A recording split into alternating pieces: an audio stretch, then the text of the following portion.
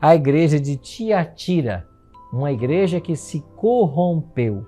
E você vai entender como foi essa corrupção da fé ao longo dos anos. Mas antes de começarmos a estudar a Bíblia, quero convidar você para nós orarmos e pedirmos a bênção de Deus para o estudo que vamos ter agora. Ora comigo? Nosso Pai querido, muito obrigado por estarmos reunidos mais uma vez e termos a oportunidade de estudarmos a Tua Palavra. Suplicamos que o Teu bom e Santo Espírito esteja conosco, abrindo nossa mente à compreensão e o nosso coração à aceitação da Tua Palavra. É a nossa oração, em nome de Jesus. Amém. Pois bem, pega a sua Bíblia aí e vamos lá para o capítulo 2 do livro do Apocalipse e vamos entender um pouquinho mais sobre a carta à igreja de Tiatira. Antes, porém, você se lembra dessa foto? Isso aqui foi um terremoto que aconteceu na Turquia e você tem a imagem aqui de um pai segurando a mão de uma filha que foi soterrada e estava morta. Consegue imaginar a dor desse pai em pensar que esta filha adolescente nunca mais conversaria com ele? Consegue imaginar a dor desse pai em saber que nunca poderá levar a sua filha até o altar para um casamento? Essa foto mexeu com o mundo inteiro. E a gente fica pensando quão repentina pode ser a morte. A nossa vida, a Bíblia diz que é como uma neblina. Surge e de repente se dissipa. Essa história vem nos mostrar que eu e você precisamos estar atentos e conectados com Jesus, que é a fonte da vida. E esse gesto desse pai segurando a mão dessa menina nos lembra um texto muito especial da Bíblia. E eu queria partilhar esse texto com você. Ele aparece aqui no Salmo 73. Todavia, estou sempre contigo. Tu me seguras pela minha mão direita. É isso que Deus faz. Deus é aquele que nos segura pela nossa mão direita, a mão forte. Deus é aquele que nos sustenta em todos os momentos. Deus é aquele que nunca nos abandona, por mais difícil que sejam os momentos que estejamos vivendo.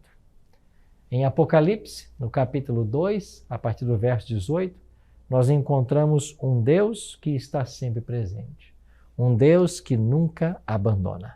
E o texto diz assim: ao anjo da igreja em Tiatira, escreve: estas coisas diz o Filho de Deus, que tem os olhos como chamas de fogo e os pés semelhantes ao bronze polido.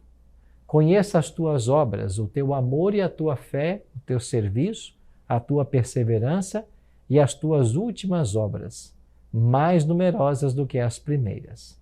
Tenho, porém, contra ti o tolerares que essa mulher Jezabel, que a si mesmo se declara profetiza, não somente ensine, mas ainda seduza os meus servos a praticarem a prostituição e a comerem coisas sacrificadas aos ídolos. Dei-lhe tempo para que se arrependesse.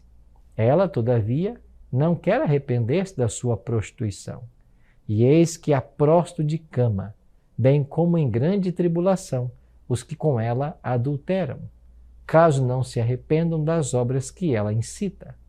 Matarei os seus filhos, e todas as igrejas conhecerão que sou aquele que sonda mentes e corações, e vos darei a cada um segundo as vossas obras.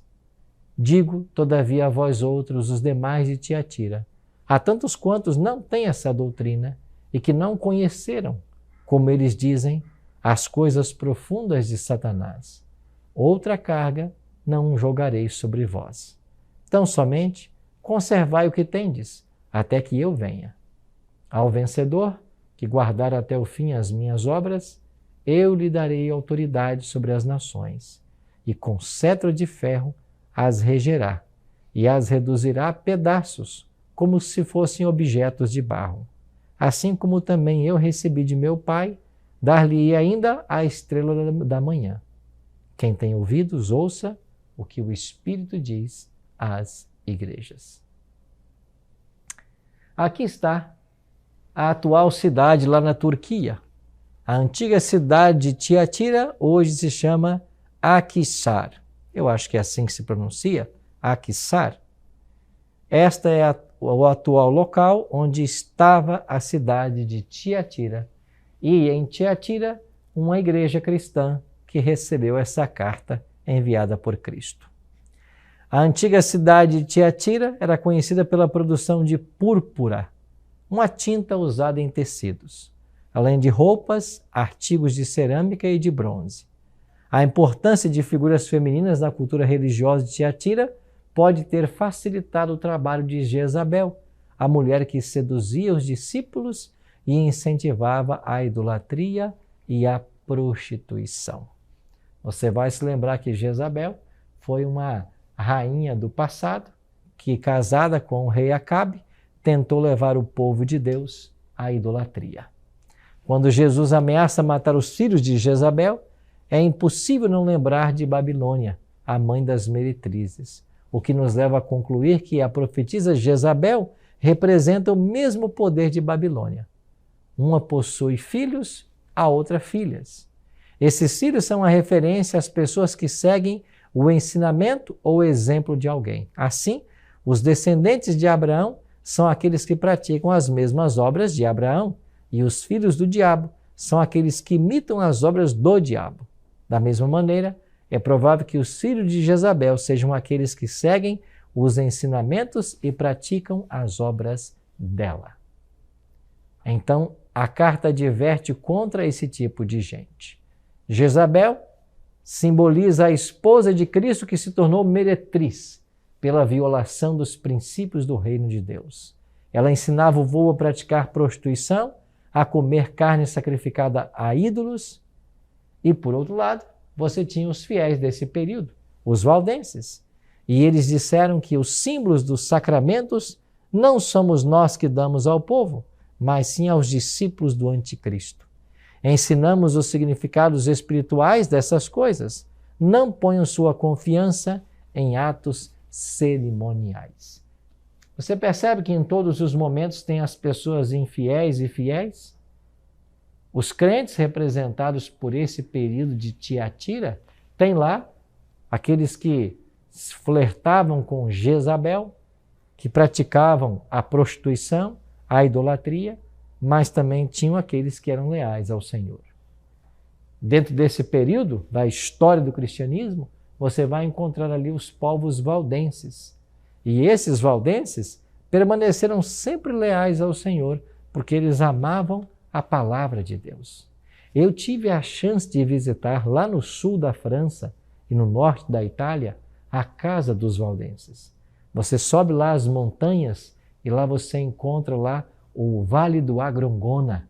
Você encontra a terra dos valdenses. E até hoje você tem lá ruínas das escolas valdenses. Eles chamavam Dei Barba, era o nome que eles davam para essas escolas. E nessas escolas, o principal livro a ser estudado era a palavra de Deus.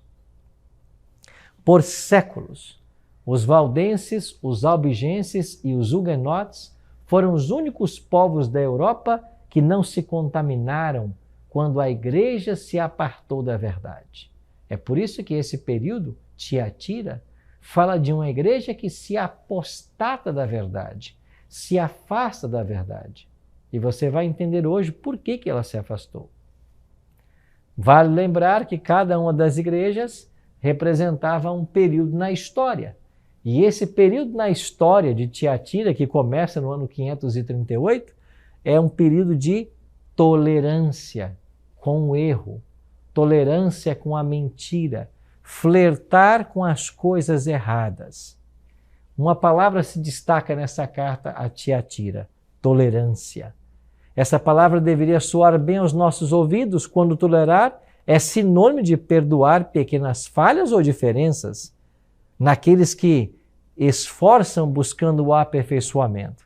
Mas em nosso mundo real e cruel, tolerar significa aceitar e apoiar atitudes e comportamentos corrosivos e imorais. Somos facilmente rotulados de intolerantes e preconceituosos quando nos negamos a aceitar condições que ferem nossos princípios, e foi por causa dessa tolerância ao pecado que a igreja do período de Tiatira se corrompeu. Então, quando nós nos afastamos da simplicidade que há em Cristo e de sua verdade, o caminho pode ser a corrupção. O período de Tiatira começa no ano 538. O imperador Justiniano, ele vai reconhecer oficialmente o bispo de Roma como cabeça de todas as igrejas. E aqui vale lembrar um pouquinho essa história. Você sabe que até esse momento não havia ali um bispo que dominava sobre os outros. Em cada cidade do império havia um bispado e ali havia um bispo que coordenava os trabalhos. Mas quando nós chegamos ao ano 533 e depois 538, esses 2 anos são significativos na história, porque é quando João II ele será declarado o Papa, o pai dos bispos, o cabeça de todas as igrejas. E a partir desse momento, há agora uma reverência de todos os bispos para com o bispo de Roma. Isso porque Roma era a capital, ou fora a capital do império, a cidade mais importante no momento, e logo o bispo de Roma teve mais proeminência sobre os demais bispados. E ele é declarado agora como cabeça de todas as igrejas. Essa atitude dá origem ao papado. E o ano 538 é conhecido na história como o ano que se inicia a supremacia papal. Ou seja, o momento em que a igreja se une ao Estado. Isso havia começado desde o 3º e 4º século com Constantino, mas agora em toda a sua força. A partir desse momento, a igreja estava unida ao Estado. Olha o que diz o Papa Gregório.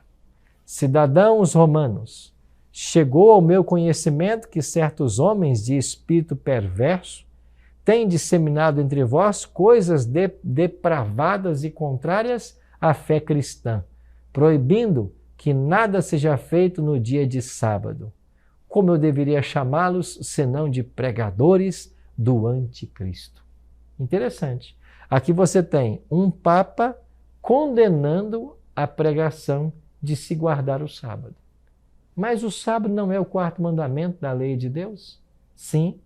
Só que nesse período de Tiatira, o Papa, agora dominando na igreja e no Estado, se sentia com autoridade para mudar tudo, inclusive a lei de Deus. E passa agora a condenar aqueles que ensinavam o 4º mandamento da lei de Deus, chamando-os de anticristo, pregadores do anticristo. Já no ano 787, no Concílio de Nicéia, foi oficializado a veneração às imagens e relíquias sagradas.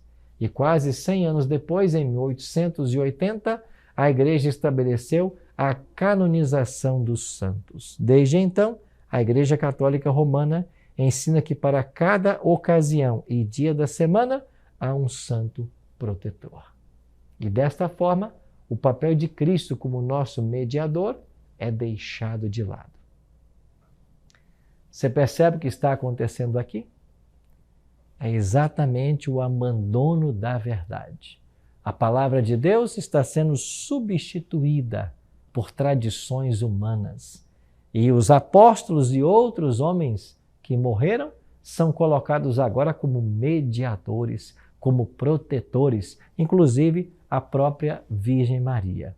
Não existe nenhum texto na Bíblia falando que Virgem Maria foi ressuscitada, ressuscitou, foi para o céu. Não existe na Bíblia essa informação, mas foi colocada como um evento certo que ela ressuscitou e podia mediar pelos homens agora.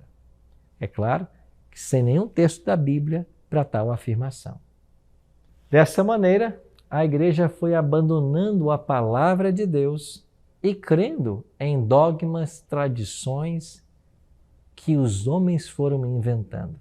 É por isso que essa igreja é falada como a igreja do período da apostasia, uma igreja que se afasta da verdade. Mas há um outro detalhe interessante que aparece nessa carta. Olha o que diz o Concílio de Toulouse em 1229. Aos leigos não é permitido adquirir os livros tanto do Antigo quanto do Novo Testamentos. Ou seja, como uma pá de cal para sepultar a autoridade da Bíblia, se proibiu aos leigos, aos membros da igreja, o acesso às Escrituras Sagradas. Você deve se lembrar que em anos passados, mesmo no Brasil, a missa era celebrada em latim e as pessoas que iam até a missa em busca de Deus, em busca da palavra, em busca de conforto, nada entendiam do que estava sendo dito. A igreja, ela tentou ocultar as verdades da Bíblia das pessoas. O clero queria se manter no poder e como sendo eles o caminho pelo qual as pessoas teriam acesso à salvação. E a Igreja Católica Romana ficou muito clara essa separação entre cleros e leigos. E o clero como uma posição mais alta e os leigos dependentes completamente do clero. Bom, isso não é bíblico. Não existe essa hierarquia na Bíblia, até porque as pessoas que são chamadas para liderar a igreja, como os apóstolos, profetas, diáconos, eram os que deveriam servir a igreja. Eles estavam na mesma posição, mas deveriam, por exemplo e preceito, servir as pessoas e não se tornar um caminho para a salvação, ou muito menos ter autoridade sobre elas. Você percebe quão distante às vezes nós vamos da verdade bíblica? Mas não se esqueça, Deus tem filhos sinceros em todas as igrejas, em todos os momentos da história. E mesmo diante desses arrombos do papado, dessas pretensões, dessas tradições que destoavam com a Bíblia, Deus sempre teve gente fiel em todas as religiões, em todas as igrejas. E é claro que não foi diferente nos dias de Tiatira. Deus tinha lá os seus fiéis. Pessoas que estavam dispostas mesmo a morrer pelo Evangelho de Cristo. E de fato, ao longo da supremacia papal que durou 12 séculos, do ano 538 até 1798, milhares de cristãos perderam suas vidas. Por amor à verdade, por amor ao Evangelho. Voltemos então a essa carta e vejamos o que mais aconteceu distanciando os crentes da verdade. O Quarto Concílio de Latrão, realizado em 1215, instituiu o modelo de confissão auricular, anual e obrigatório. A doutrina da confissão auricular, ela é contrária à Bíblia, porque ela tira Cristo do seu papel de mediador e tenta colocar o sacerdote.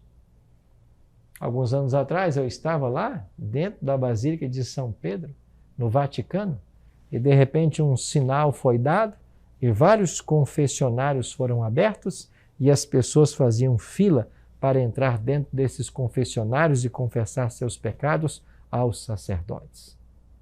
A doutrina da confissão auricular é mantida pela Igreja Romana hoje, ensinando-se que o sacerdote tem o poder de perdoar pecados. Amigos, a Bíblia ensina que só Cristo tem o poder de perdoar pecados. Você quer ter o seu pecado perdoado? Você precisa ir a Cristo. João, na sua primeira carta, capítulo 2, verso 1, ele escreveu assim: Filhinhos meus, estas coisas vos escrevo para que não pequeis. Todavia, se alguém pecar, temos um advogado junto ao Pai, Jesus Cristo, o justo. Meu prezado irmão, minha prezada irmã, se você está buscando o perdão de Deus, não busque o sacerdote, não busque o pastor, não busque o bispo, não busque o padre, não busque o missionário. Busque a Jesus. Ele é o teu intercessor junto ao Pai. Ele é o teu advogado. É isso que a palavra de Deus ensina. Cristo é Deus homem. Por sua divindade, ele está unido ao Pai. Por sua humanidade, ele está unido à humanidade, ao ser humano. Ele é esse elo que pode nos religar ao Pai. Então, se você está precisando de perdão, você busque a Cristo, não um confessionário. Busque a Cristo, não um líder religioso. É verdade que nós, líderes religiosos, podemos aconselhar as pessoas, podemos ajudá-las, mas o perdão, quem concede só é Deus. E o perdão tem que ser buscado em Deus e não em ser humano, porque todos nós somos falhos, todos nós somos pecadores indignos. Nós carecemos é de Cristo, esse advogado que nunca falha. Por isso, não se engane com aquilo que muitas vezes é ensinado. No ano 1233, foi instituída a Santa Inquisição. Ficou em vigor até o século XVIII, causando horrores e exterminando milhões de pessoas inocentes. Eu viajei algumas vezes à Europa e lá você, por exemplo, vai até a cidade de Constança, na Alemanha, e ali nessa cidade, que foi o palco do Concílio de Constança dos anos 1414 a 1418, você tem ali o local exato onde foi queimado os grandes heróis da fé, John Hus e Jerônimo de Praga, queimados em praça pública por amarem a palavra de Deus e não aceitarem os dogmas do catolicismo. Milhares de pessoas perderam suas vidas. A verdade de Deus foi abandonada. A igreja de Tiatira é uma igreja que se apostatou da verdade. Por quê? Porque os ritos, as tradições, os dogmas foram para dentro da igreja e ocuparam o lugar da Bíblia. A Bíblia perdeu o seu lugar central e esse é o grande problema do cristianismo hoje. Porque nós temos muitas igrejas que se dizem cristãs, que se reúnem todos os dias às vezes, mas esse livro não é aberto, esse livro não é estudado. E como que as pessoas conhecerão o certo e o errado se não estudam a Bíblia? Eu posso estar falando para alguém agora que está acostumado todo dia a ir para a igreja. Você vai todo santo dia para a igreja, mas você não conhece nada de Bíblia. Bom, e se você não conhece nada de Bíblia, como que você pode ser alimentado espiritualmente? Como que você pode estar se preparando para ir para o céu se você não conhece nada de Bíblia? Você percebe o problema que permanece até os dias atuais? O problema de Tiatira não acabou no passado, na Idade Média. Ele continua hoje. Igrejas que não ensinam a verdade, igrejas que não ensinam a Bíblia. Mas há uma mensagem para Tiatira. O paralelo nos selos da igreja de Tiatira é o quarto selo. E é dito no capítulo 6 que quando o cordeiro abriu o quarto selo, ouviu a voz do quarto ser vivente dizendo: vem. E olhei e eis um cavalo amarelo. E o seu cavaleiro sendo este chamado Morte, e o inferno o estava seguindo. E foi-lhe dada autoridade sobre a quarta parte da terra para matar a espada, pela fome, com a mortandade e por meio das feras da terra.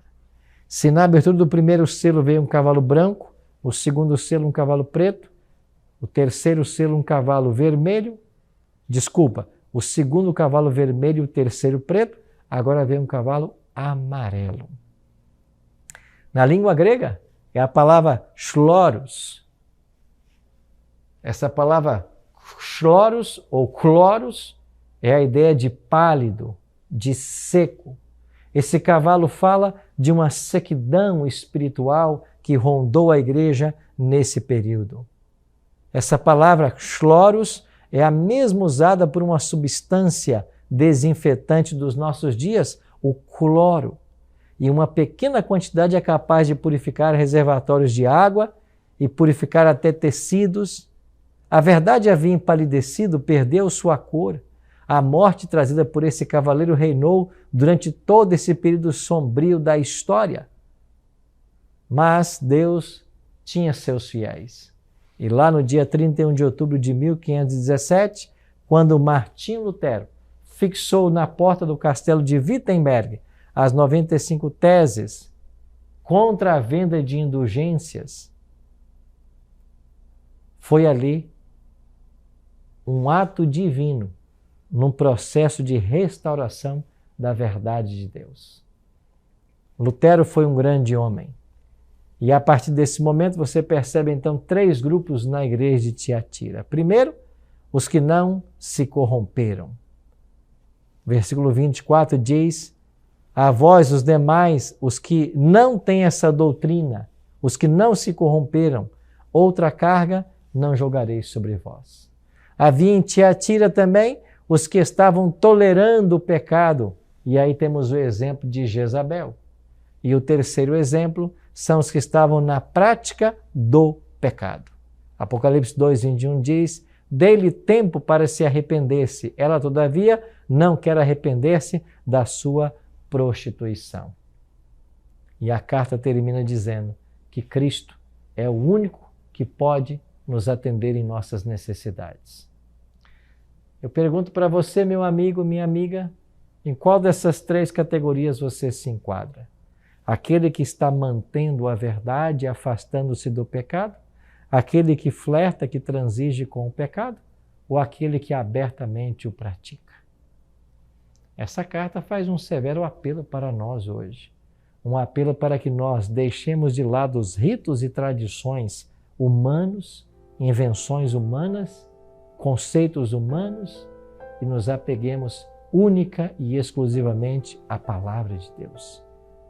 O problema da apostasia de Tiatira é porque ela se afastou da verdade, deixou a Bíblia de ser regra de fé e prática.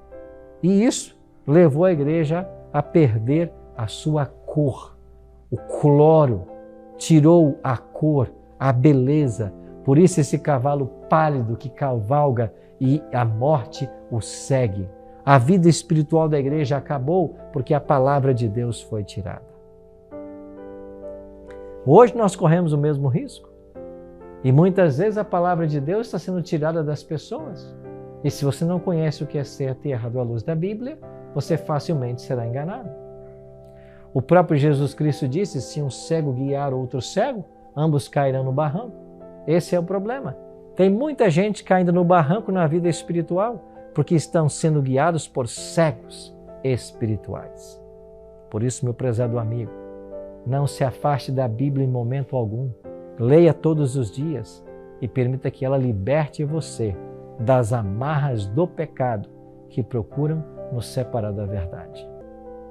Eu espero que você tome hoje a iniciativa de estudar a Bíblia todos os dias. E esse programa existe para isso, para ajudar você a conhecer mais e mais da palavra de Deus. Porque a única forma de nós não nos apostatarmos, não nos afastarmos da verdade, é conhecendo a verdade. Eu queria orar por você, para que você se firme na palavra de Deus cada dia mais. Ora comigo? Pai querido, muito obrigado, Senhor, pelo conhecimento da Tua palavra que chega à nossa vida. Nós queremos nos libertar das tradições humanas, dos dogmas, daquilo que as pessoas nos ensinaram sem qualquer fundamento da Bíblia. Nós queremos nos apegar exclusivamente à Tua palavra e suplicar que o Senhor nos ajude a conhecer a Tua vontade a cada dia. É a nossa oração. Em nome de Jesus. Amém.